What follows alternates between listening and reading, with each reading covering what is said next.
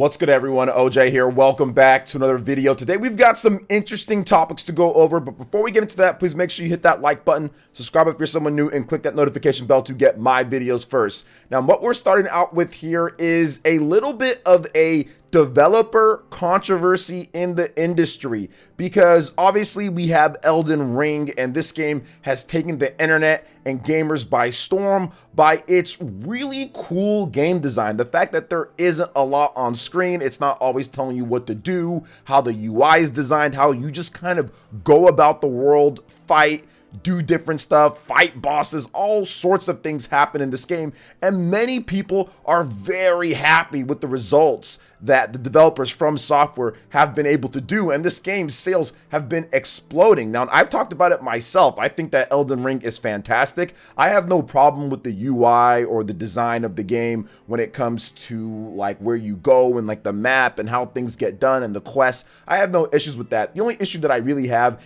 is kind of like the little bit of input delay with the controls. Outside of that, I think the game is fantastic. But some developers have actually talked about this, because Elden Ring currently has a better review score than like 99.9% of all of the open world RPGs out there. There's very few games that have a better or match its review score in the open world, and that might have caused some developers, particularly over at Ubisoft and also Guerrilla Games, the people who make Horizon Forbidden West, Horizon Zero Dawn, a little bit salty on this. Now, the reason why this is being brought up, because there was a Twitter thread talking about Elden Ring, and I don't know where the actual base thread is, but apparently there's a developer that works at Ubisoft, Ahmed Salama. I'm probably saying that name wrong, but either way, he talked about this, and he said the fact that Elden Ring scored a 97 Metacritic is proof that reviewers don't give a flaming poop about game UX, or game, UX design, stuff like that, how you see the interfaces and all that. My life is a lie. So then somebody else responded with, I don't know if this person is a developer or not, but she says, nor PC graphics stability and performance apparently. So okay, yes, there are some issues with the performance of Elden Ring on PC, and there are some issues across the board, when it comes to stability and performance, but the game is still really good. Then also, next up is Horizon Forbidden Blake, and he is an actual quest designer at Guerrilla Games in the Netherlands. So he says, nor quest design really. Now, what the emphasis was Horizon Forbidden Blake. I think he locked his account up, but yeah, he is the senior quest designer at Guerrilla Games on Horizon Forbidden West, and his past projects include Horizon Zero Dawn, ESO, SWTOR, and also Epic Mickey, according to his profile. So I'm guessing he locked it up because he was getting harassment quite a bit based off of what was said here. And I find this to be very interesting that they are jealous, or that they're a little bit salty over the success of this. Now, they do have some valid complaints. I think that there are some valid complaints to have, and developers are allowed to have that. Everyone's just kind of labeling them as salty and as this and that. There are some valid complaints to say about that. And should developers voice their opinion on that? Usually it's probably a no-go to do that, right? Like if you're playing the game and you're like, hey, I don't necessarily like this so much, then maybe that's one thing. But I mean, when you do that on Twitter, especially with a game like Elden Ring, you are going to get a lot of hate or accusations, or you're this or you're that on the internet. Heck, man, the fact that I didn't want to give Elden Ring a freaking 15 out of 10, I had people saying that I'm the worst and the most biased and stuff like that. So to me, I think that they're allowed to have their opinion, and there are some valid complaints. Not everybody is going to love that you don't have like the quest markers and you don't have all the things that pop up and everything, but I do think that it's a breath of fresh air to not have a game designed like Ubisoft's open world formula and have all these things popping up and have all this different stuff going there and telling you to buy this from their store and all these different logins and all this different stuff, man. It's cool that Elden Ring does that. I think that this is just a very interesting situation overall. And yeah, what do you guys think? I want to hear your thoughts overall. Do you feel that these developers are being a bit salty? Do you think that they have some valid complaints? Let me know your thoughts in the comment section below. All right, and moving on to the next topic here. It looks like Nintendo has put a hold to all eShop purchases in Russia. So Nintendo has joined the growing list of companies to halt sales in Russia due to the ongoing invasion of Ukraine. The Nintendo eShop in Russia has been put into a maintenance mode following the suspension of processing payments in rubles. Quote, due to the fact that the payment service used in Nintendo eShop has suspended the processing of payments in rubles, Nintendo eShop in Russia is temporarily placed into maintenance mode, reads a message on the Russian Nintendo website translated by The Verge. We apologize for any inconvenience caused. We will share updates as the situation develops. Now, and also, CD Projekt Red is working with its partners to suspend all digital sales and physical stock deliveries of its games in Russia and Belarus due to Russia's invasion of Ukraine. The company has also pledged to donate 1 million Polish, I don't know how to say the name, which is about 230,000 US dollars to the Polish humanitarian group Polska, and I cannot say the rest of it, Humanitaria or something like that. Microsoft has also suspended all new game sales of its products and services in Russia. Sony pulled Gran Turismo 7 in Russia on the PlayStation Store, and its listing has a pending confirmation release date. The Pokemon Company International is also donating $200,000 to global giving to provide humanitarian relief in Ukraine. Ukraine-based developer GSC Game World announced it has paused development on Stalker 2 due to the invasion. The studio is focused on helping its employees and families. So this is a very difficult situation that's going on in Ukraine right now, and it seems like the gaming world is responding by opening up their wallets and helping and donating, and also the game developers and publishers are suspending things in a very difficult situation where a lot of innocent life is being lost right now, and there's definitely a lot of heightened tension as Ukraine goes through such a terrifying ordeal. So my heart goes out to everybody that's there, and I understand the growing sentiment from gamers out there to do what's right. So I think that this is probably the right thing to do, that all these developers and publishers are doing at this point. I think that it's a very difficult situation, and it's something that they've decided to do, and I support these decisions that these developers and these publishers are doing at this point. And I really like what CD Projekt Red is doing to raise money and funds for people there. There's a lot of displaced people, a lot of people fleeing the country. So I think that this is something that needed to be done.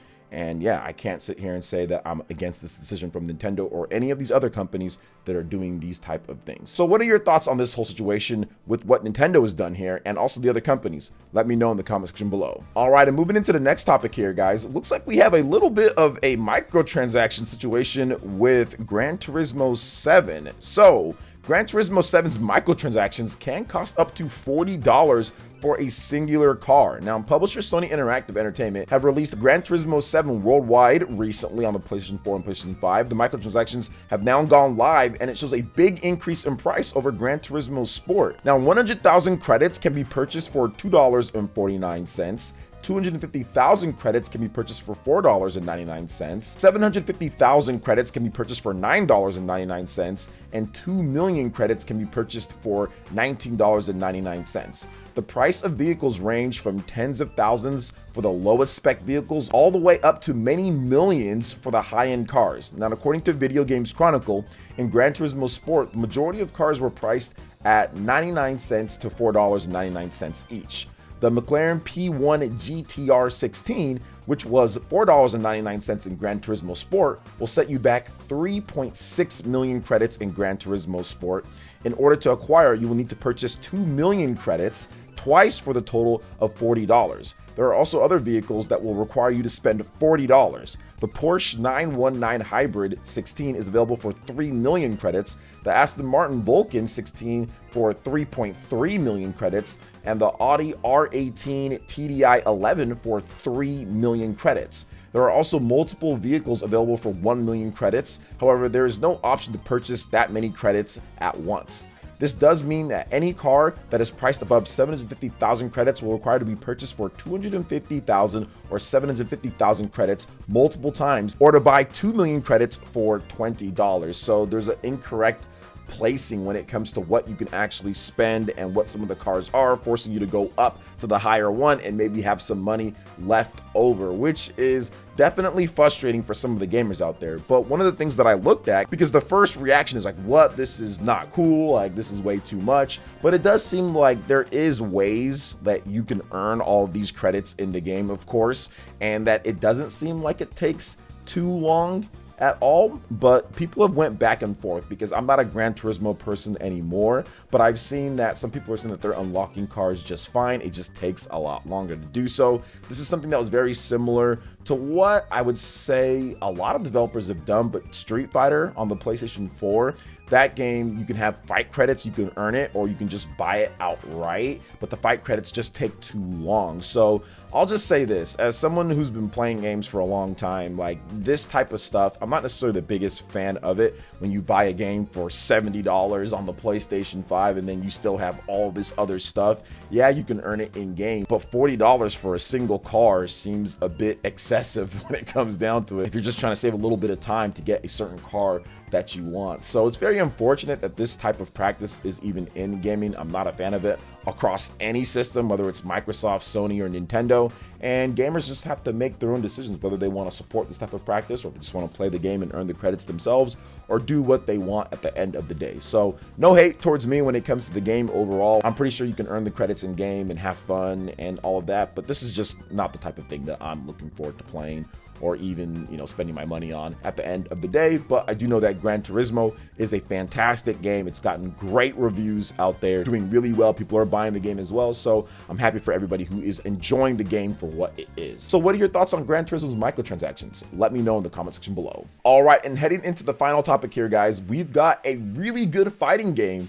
that's heading to the Nintendo Switch, PlayStation, and Xbox. So the 2D fighting game, Them Fightin' Herds, which has rollback netcode, one of the best rollback netcodes in the industry, will be on Nintendo Switch and other systems as well. So the Entertainment Software Rating Board has rated Them's Fightin' Herds for the PlayStation 5, Xbox Series, PlayStation 4, Xbox One, and Switch. Them's Fightin' Herds first launched for the PC via Steam on April 30th, 2020, following an early access period that began on February 22nd, 2018. And the publisher Modus Games and developer Man6 have not officially announced the console versions.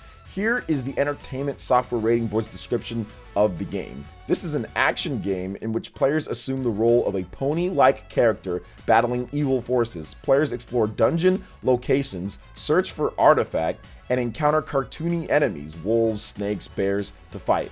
Battles are presented as stylized one-on-one fights with animal characters punching, kicking, and using special moves, like for example a lasso toss to deplete opponent's health bar. Fights are highlighted by impact sounds, light effects, and cries of pain. Among dozens of items, players can obtain fermented grape juice and a bottle of champagne. Costume items include cigarette pipes with whiffs of smoke. So Them Fightin' Herds was an interesting game for like the online Evo, because it has such a great netcode for the one-on-one battles and the online battles that you can do in the game. So it's interesting that Them's Fightin' Herds is finally going to make its way to consoles so many years later at this point. And I kind of saw it as like a My Little Pony fighting game. So I'm guessing that all of the bronies out there, if those are still a thing, which I'm guessing that they are, I'm guessing that they're going to be really interested in maybe checking out this game, despite it not having the official My Little Pony name on there. Definitely looks like it to me, but looks like a modified one here. But I didn't know about all the other stuff with this game, like the whole dungeon exploration and all that cool stuff. I mean, that seems like it's a good idea, like mixing in cool adventure or story mode with a great fighting game as well. So I'm very interested to see how this game plays out and see how console gamers react to Them's Fightin' Herds out there, especially with that netcode that it does have. So what are your thoughts on this game and all the other topics that we discussed here? Let me know in the comment section below. All right, guys, that wraps it up for this video here. Thank you so much for watching. I do appreciate it. Please make sure you hit that like button, subscribe if you're someone new, click that notification bell, and we will see you for the next video. Peace.